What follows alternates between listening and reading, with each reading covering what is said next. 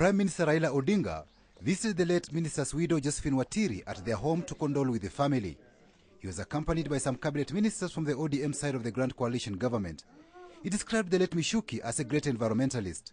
One of the lasting legacy that John Michuki has left for this country is a dedication to environment and environmental protection. Over this, he was not compromising. The Prime Minister says the late minister should be given a fitting honor. Each and every Kenyan should plant a tree to commemorate John Michuki. And maybe to underscore that fact, the Vice President of the Comoros Island also came to condole with the family. He says his country has a lot to learn from the late minister on matters environment. When being in Bamako, when being in Durban, we are discussing about the actual problem of the climate change, the problem of green economy. Former Cabinet Minister Simeon Nyachae also visited the family.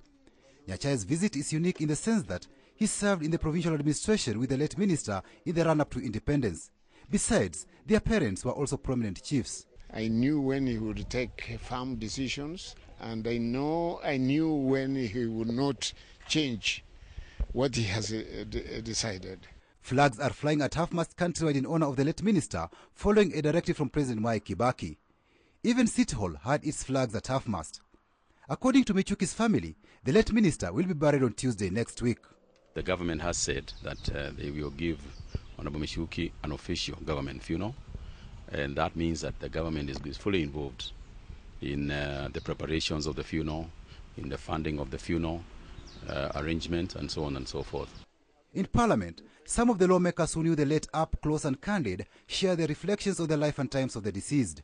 He was a very friendly man, and he will tell you what is on his mind, and he will advise you. For me, he took me as his son. He's the one who told me first that for you to be able to succeed in Bunge, you must have the order, the studying orders with you at all times, and also understand the Constitution. Also be knowledgeable, try to read, cover all subjects. Just what type of foods did the late minister like? Anytime we went to his place, we used to enjoy good domas made by his wife, potatoes, that's a sweet potato, ngwashe in Kikuyu, mokimo. If it's on the side of meat, motura. He's the one who used to serve us with the meat, roast meat, and moturas, and the others. There are some other meats which are done by Kikuyus, which are very nice. And he used to enjoy.